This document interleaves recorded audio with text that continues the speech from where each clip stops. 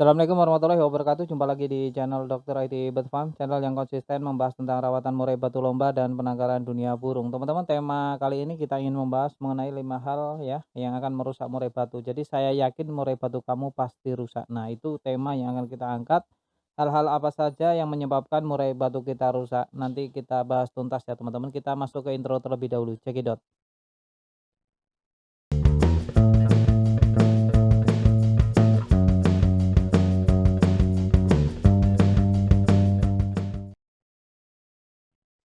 Oke, tema kali ini kita ingin membahas ya, teman-teman, mengenai murai batu kamu pasti rusak ya. Murai batu kamu pasti rusak atau saya yakin murai kamu pasti rusak. Kalau teman-teman mengindahkan hal-hal yang seharusnya teman-teman lakukan dan teman-teman mengabaikan apa yang seharusnya menjadi patokan ya untuk merawat murai batu. Sebelumnya teman-teman saya arahkan atau saya sarankan menggunakan metode Manpack jauh lebih penting ya tentunya. Yang pertama ya, hal-hal yang merusak murai batu di sini ada 5. Jadi yang pertama ada over lomba ya, oversetut atau pemberian EF yang terlalu itu juga bisa berdampak buruk. Terus tidak ada penetralan, terus gonta-ganti pola rawatan, terus ada tidak konsisten ya. Tidak konsisten ini juga bisa menyumbang murai batu kita untuk tidak stabil, rusak ya, cenderung nanti susah untuk dirawat, susah dicari settingannya. Kita tuntas satu-satu ya, itu 5 hal pokok yang teman-teman harus pahami juga. Yang pertama overlomba. Orientasinya seperti apa sih agar kita melombakan burung murai batu itu sesuai dengan kebutuhan dari murai batu. Tentu untuk lomba murai batu 1 dengan 2 itu berbeda dan tidak bisa disamakan. Tapi di sini saya mengambil garis lurus ya, garis besarnya pada umumnya. Ya ini untuk burung murai batu tidak bisa digeber terus-menerus. Sebagus apapun itu, setinggi vektor apapun itu, sebagus mental apapun itu tetap tidak bisa digeber terus-menerus seperti kita menggeber mesin ya atau robot. Tentu murai batu memiliki titik kelemahan yakni butuh istirahat, butuh recovery factor, butuh pemasteran ulang dan terus-menerus banyak hal yang harus kita siapkan. Jadi jangan sampai seminggu sekali kita lomba terus-menerus, kita geber terus-menerus ya, walaupun murai batu kita selalu juara dan prestasi. Kenapa saya sharing seperti ini? Karena saya juga pengalaman, ini pengalaman berharga yang seharusnya burung murai batu saya sampai hari ini harusnya masih moncer.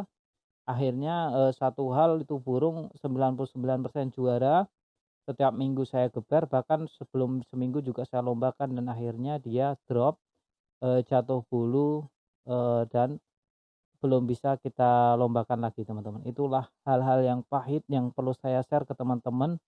Itu burung selalu membanggakan padahal faktornya mentalnya bagus banget saya akui.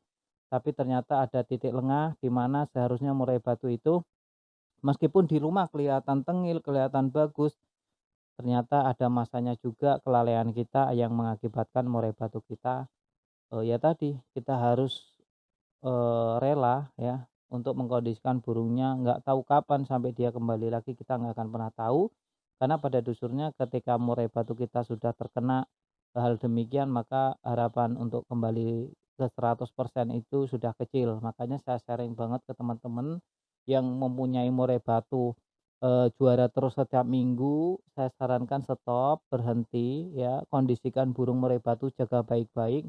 Kalau mau melombakan cukup sebulan sekali saja ya, jangan sampai hal yang kejadian sama saya, teman-teman mengalaminya ya, nanti akan kecewanya itu di belakang. Pasti teman-teman akan kecewa kalau sudah mengalami seperti saya. Ibaratnya gini, itu burung satu-satunya andalan, terus burungnya bermasalah, apa yang akan teman-teman pikirkan? Dulu kalau cuma berangkat ya, cuma 500.000, 1 juta, ya megang teman-teman, sekali berangkat itu ya, sekali melombakan. Makanya nafsu kita, ambisi kita ingin berangkat setiap minggu, ya setiap minggu. Heeh, jadi suatu kali losgan saja 400.000 ya kan, coba kalau kita 3 sesi, 1 sesi ya. Nah itu 2 sesi lah bukan 1 sesi ya, minimal ya 500.000-an lah kepegang. Nah hal-hal demikianlah yang mengakibatkan ambisi tadi Menpack keempat, seharusnya kita ini ya, kita betul pahami bahwa metode Menpack keempat ini memang peran penting ya. Semua orang mungkin bisa merawat murai batu, tapi tidak semua orang bisa menjaga ego dan ambisinya, apalagi kalau dia diberikan mandat ya, dalam artian kepercayaan murai batu yang bagus, yang setiap lomba itu juara. Nanti takutnya ada titik masa di mana murai batu kita pengen istirahat, tapi kita paksa lomba. Yang kita lombakan burung bukan dalam keadaan on fire, tapi burung kita paksa untuk lomba karena memang dasar mentalnya bagus, dia tetap bermain, tapi pada akhirnya dia harus istirahat yang cukup lama karena tadi dia memaksakan. Murai batu mental bagus itu kalau dilombakan dia akan memaksakan mengeluarkan semua energinya karena memang dia mentalnya bagus dan akhirnya berdampak buruk di kemudian hari nanti. Jangan sampai teman-teman kehilangan ya, kehilangan momen terbaiknya dengan murai batunya karena itu sangat sakit sekali. Terus ada overshoot. Overshoot itu apa sih? Overshoot seperti ini teman-teman. Murai batu teman-teman sebenarnya, butuh setutan ya cukup 1, 2 jangkrik saja, tapi teman-teman tambahkan settingannya ketika, menjelang lomba. Maka yang terjadi adalah murai batunya yang contoh, eee, murai batu emosi birahinya sudah oke nih, tapi teman-teman merasa masih kurang, padahal dirasa murai batu sudah cukup. Teman-teman akhirnya jor dengan EF yang sedemikian rupa akhirnya menjadi over emosi lah ya. Jadi overshoot kalau saya bilang ya, OS. Nah, kalau sudah OS seperti ini nanti burungnya akan nabrak, mainnya cenderung nakal ya, loncat sana loncat sini, nggak terkontrol. Nah, ini yang akan, berdampak kurang bagus untuk murai batu. Maka yang paling bagus apa? Gunakan metode Manpack, coba teman-teman cari ya, cara metode Manpack itu seperti apa di Dr. Edi Bird Farm contohnya ya, mhm. Terus tidak penetralan itu apa?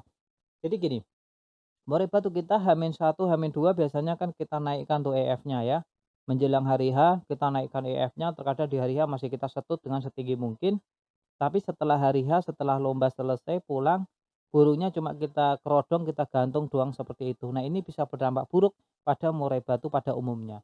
Jadi untuk pada umumnya teman-teman kalau sudah pulang coba mandikan burung murai batu. Kalau mau mandi, kalau nggak mau mandi nggak masalah, itu lain cerita ya. Kalau mau mandi bagus.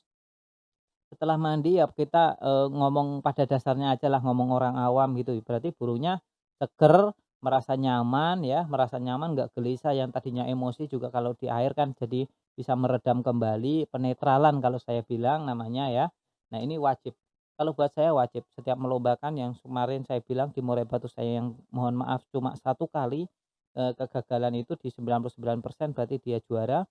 Karena kesalahan saya di akhir, dia pertandingan dia nggak bisa juara dan akhirnya sampai sekarang masih pengondisian.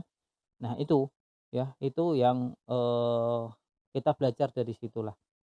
Jadi untuk tadi apa sampai mana ya? Penetralan ya, heeh, penetralan itu penting banget penetralan. Jadi murai batunya harus dinetralkan, dimandikan. Nah itu saya mandikan terus teman-teman, saya mandikan terus. Terus gonta-ganti pola perawatan. Nah, ini biasanya orang yang mencari settingan nggak ketemu-temu ya. Dia gonta-ganti terus ini juga merusak murai batu kalau kita terus-terusan mencari ya. Padahal untuk mencari settingan itu sebenarnya settingan bukan dicari ya, tapi burung murai batu kita rawat rutin konsisten. Kita lihat perkembangannya. Jangan, seminggu ini settingan ini, seminggu nanti settingan itu. Salah ya salah. Di lain cerita di lain konten saya sudah bercerita ya, sudah sharing ke teman-teman. Kenapa saya bilang cerita ya sharing sepengalaman, bagaimana caranya kita mencari settingan itu sudah ada, silakan cari di konten yang lain ya. Itu tidak bagus untuk gonta-ganti pola. Terus tidak konsisten. Nah, tadi ya sebagian sudah diambil juga, tidak konsisten dalam pemberian EF itu juga kurang bagus. Kurang bagus. Jadi jamnya juga harusnya teratur, teman-teman tidak teratur ya, mandinya juga sama, harusnya teratur, tidak teratur. Nah, ini bisa berdampak kurang bagus untuk murai batu kita. Oke, kita masuk ke penutup. Terima kasih yang udah sejauh ini ya, teman-teman ya.